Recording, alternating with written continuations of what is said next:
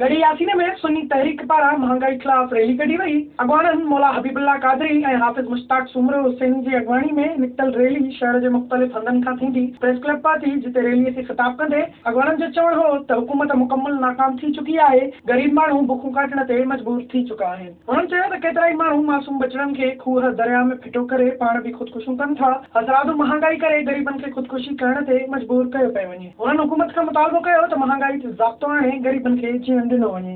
टमाटा हिन वक्त में 120 रुपया किलो लगा पिया आहिनि। हिन वक्त असांजे इलाइक़े में मुर्गी जी क़ीमत 390 रुपयो लगी पई आहे। बसर पटाटा भी महांगा लगा पिया आहिनि।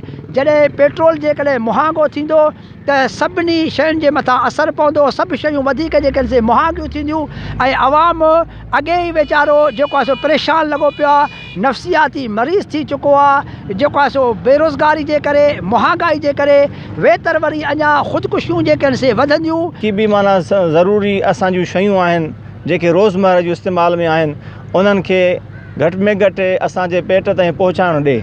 ईअं न थिए जो असां उन्हनि जे हासिलु करण जे लाइ पाण खे मारे विझूं ऐं ख़ुदकशी करे विझूं। ग़रीब ग़ुरबा असांजे अंदरि एतिरा ग़रीब आहिनि जो हू वीचारा हिकिड़ो पेट पंहिंजो नथा पाले सघनि। वक़्त जे हिसाब सां खूहनि में फिटी था कनि या दरियाहनि जे हवाले था करे छॾनि या उन्हनि खे घुटो ॾेई करे मारे था छॾनि। असां इहा ई मुतालिबो कयूं था त घटि में घटि ग़रीब खे सहूलियत ॾिनी वञे। विज़िट कयो अवामी आवाज़ मीडिया ग्रुप जी वेबसाइट awamiawaz.pk।